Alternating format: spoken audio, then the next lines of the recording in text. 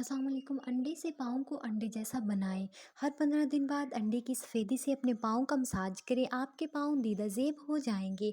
दुपट्टा और लंबे बाल अनोखा इंकशाफ। ऐसी खवातीन जिनके बाल कमज़ोर हो, टूटते हों, सफ़ेद हो रहे हों, कोई दवाई या तेल असर ना करता हो, तो आसान इलाज ये है कि रोज़ाना रात को सोते वक्त बालों की जड़ों में रोगन बादाम लगाएं।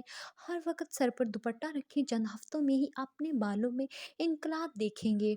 लंबी पलकें, काली भुएँ। अगर आपकी पलकें की छोटी और भुएँ फीकी हैं, तो ज़ैतून का तेल और सुरमा बाहम मिलाकर लगाने से पलकें लंबी और भुएँ काली हो जाती हैं।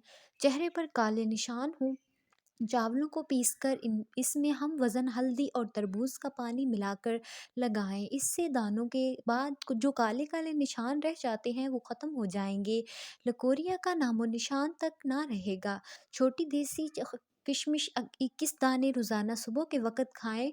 नहार मुँह नाश्ता से पहले या बाद किसी भी वक़्त खा सकते हैं। 41 दिन ज़रूर करें, लकोरिया का नामो निशान तक ना रहेगा। अंजीर के फ़वाइद: कैंसर से बचाते हैं, दिल के आर्ज़े से बचाते हैं, कोलेस्ट्रॉल कम करते हैं, शुगर के मरीज़ों के लिए मुफीद हैं, हाई ब्लड प्रेशर को रोकती हैं, हड्डियों के लिए मुफीद हैं, लिंकत वाले मरीज़ को अटक अटक कर बोलते हैं हों, इनके लिए ये नुस्खा नहायत मुफीद है। सौंफ साफ़ शुदा 10 ग्राम, काली मिर्च 1 अदद लेकर निसफ़ किलो पानी में जोश दें। जब 50 ग्राम पानी बच जाए तो छान कर गाय के दूध 100 ग्राम में 10 ग्राम मिश्री मिलाकर शाम सुबह पिएँ। कुछ ही अरसा में लंकत जैसी बीमारी से निजात मिल जाएगी। एक अनार के छिलके को सीधे तवे पर जला के बारीक पीस लें और एक चुटकी असली शहद 1 चमचा में मिलाकर खाने से ख़तरनाक खांसी में भी आराम आ जाएगा।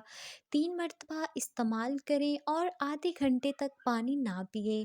अगर आपके बच्चे को बार बार ज़ुकाम होता है तो 1 चम्मच पानी में 1 चुटकी जायफल पीस कर शहद मिलाएं। बच्चे को सुबह शाम चटाएं और ज़ुकाम से निजात पाएं। जिस्म पर बनने वाली गुठलियाँ: 1 चम्मच तारा मीरा का तेल और 1 चम्मच शहद दोनों को अच्छी तरह मिक्स करके सोते वक्त तमाम गुलतियों पर अच्छी तरह लगाकर सुबह उठकर धो लें। 5 हफ्ते लगा तारे अमल रोज़ाना दोहराने से गुलतियाँ बह जाएंगी और दोबारा कभी ये मसला नहीं हो पाएगा। ख़वातीन ब्रेस्ट पर बनने वाली गुल्टियों के लिए भी इस्तेमाल कर सकती हैं। अल्लाह हाफ़िज़, अपना ख़्याल रखें।